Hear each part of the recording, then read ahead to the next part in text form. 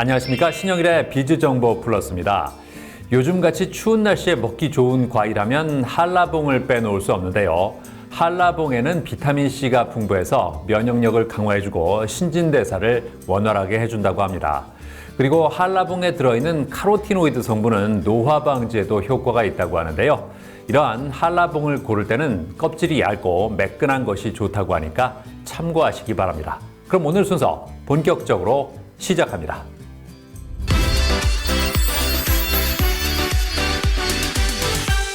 요즘 손에 통증을 호소하는 사람들이 증가하고 있다고 합니다. 골프나 테니스처럼 손을 많이 쓰는 스포츠를 즐기는 사람들이 늘었기 때문이라고 하는데요. 자, 그래서 이번에는 대표적인 수부 질환인 방아쇠 수지 증후군에 대해서 자세히 알아봤습니다. 일상생활 중 많이 사용하는 신체 부위는 바로 손일 것입니다. 손과 손가락은 신체 중 가장 작은 관절로 하중을 떠받치는 부담은 없지만 반복적인 사용으로 인해 많은 무리가 오는 신체의 일부라는데요. 특히 요즘에는 골프나 테니스 등 라켓을 쥐고 하는 운동을 하는 사람들이 늘면서 손 통증을 호소하는 경우가 많다고 합니다. 손 통증은 대부분 휴식을 취하면 사라지게 되지만 시간이 지났음에도 불구하고 통증이 지속되고 손가락이 제대로 구부러지지 않는다면 방아쇠 수지 증후군을 의심해 볼 수 있다고 하는데요. 한마디로 손가락이 걸린 듯이 잘 안 움직이면서 손에 통증을 느끼게 되는 손가락 힘줄 질환입니다. 특징적으로 손가락을 굽히는 데 사용되는 힘줄에 염증이 생겨 붓고 아프고 마치 방아쇠를 당기는 듯이 아픈 손가락의 움직임에 따라 뚝딱거리는 걸림 현상을 보이거나 심하면 관절이 굳어버리는 것이 특징입니다. 방아쇠 수지 증후군은 흔히 40대 이상의 성인에게 많이 발생하며 방아쇠 수지의 주요 발생 부위는 세 번째와 네 번째 손가락이라고 하는데요. 방아쇠 수지 증후군 증상이 뚜렷하게 나타나면 촉진만으로도 진단할 수 있다고 합니다. 이는 손가락 밑부분에 통증이 있고 손가락을 쥐고 펼 때 미세하게 힘줄이 걸리는 느낌이 있기 때문이라는데요. 그리고 초음파 검사를 통해 힘줄이 부어 있거나 염증 유착이 있는지 확인할 수 있다고 합니다. 그렇다면 방아쇠 수지 증후군은 어떻게 치료할 수 있을까요? 방아쇠 수지 증후군 치료는 크게 수술과 비수술 치료로 나눌 수 있습니다. 뭘 해봐도 안 낫고 4개월 이상 증상이 지속되는 경우, 2번 이상 스테로이드 주사를 맞아도 증상이 계속 재발되는 경우, 아픈 손가락이 안 펴지고 걸린 손가락을 다른 손으로 펴야 하는 경우, 다른 손으로 펴려고 해도 잠겨버려 펴지지 않는 경우에는 수술을 해야 합니다. 이외의 경우에는 비수술 방법을 우선적으로 진행합니다. 소염 진통제로 해결이 되지 않으면 스테로이드 주사를 사용하게 되는데요. 효과는 보통 2개월에서 6개월 정도 지속되는 편입니다. 방아쇠 수지 증후군 수술 시 보통 피부를 절개하는 관열적 절개술 방법을 진행하는 경우가 많았는데요. 문제는 경피적 미세 수술에 비해 정상 조직의 손상이 심하고 수술 후 정상적으로 손을 쓰기까지 오래 걸리며 드물지만 엄지측 방아쇠 수지 수술 시에는 활줄 현상 발생으로 재활에 시간이 많이 필요하다는 단점이 있다고 합니다. 이에 요즘에는 경피적 활차 절개술을 고려하는 경우가 늘고 있다는데요. 이 수술은 초음파로 직접 보면서 바늘구멍만한 특수 수술칼을 피부로 통과시켜 수술하기 때문에 정상 조직의 손상을 최소화하기 좋은 방법이고 빠른 기능 회복을 확보할 수 있다고 합니다. 손의 과도한 사용으로 나타날 수 있는 대표적인 질환인 방아쇠 수지 증후군.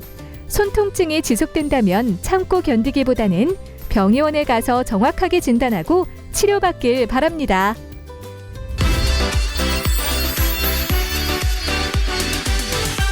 김상현 원장과 함께 자세한 말씀 나눠보겠습니다. 안녕하세요. 안녕하세요.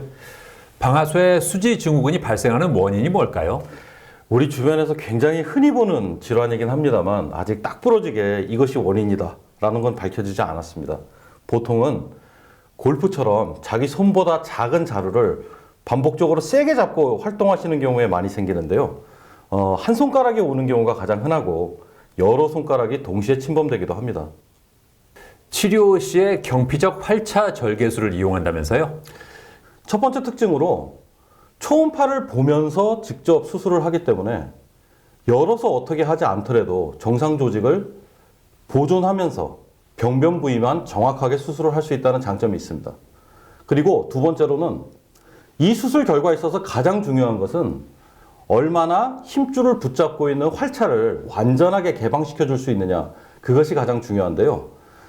실시간으로 초음파로 보면서 하고 있기 때문에 혹시나 수술 중에 열리지 않은 부분이 있다 하더라도 즉시 발견이 가능하고 그것을 그 자리에서 해결할 수 있기 때문에 여는 수술에 비해서 수술 결과가 결코 떨어지지 않고 그렇게 또 열지 않고 하다 보니 회복도 빠르고 수술 시간도 짧고 내과적 문제를 가지고 있는 환자분들도 안전하게 받으실 수 있는 장점이 있습니다.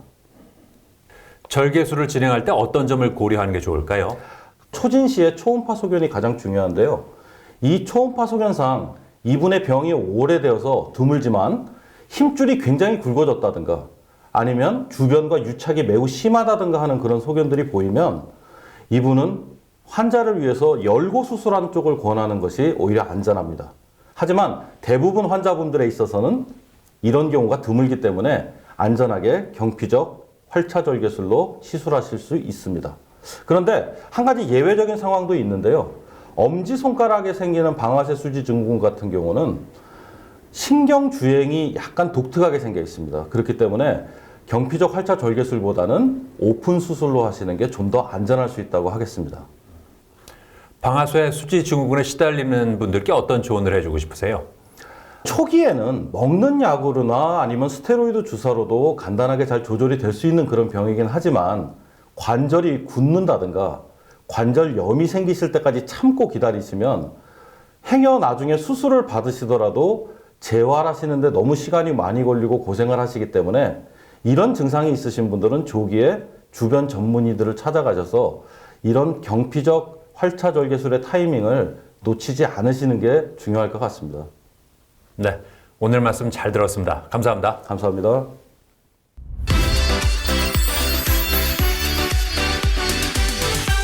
손이 많이 가는 것일수록 더러워지기 마련인데요. 대표적인 것이 바로 노트북입니다. 노트북 청소하는 방법 알려드리겠습니다. 먼저 화면은 극세사 타월에 세정제를 묻혀서 위에서 아래로 닦아주면 되고요. 자판은 솜에 아세톤을 묻혀서 청소하면 된다고 합니다.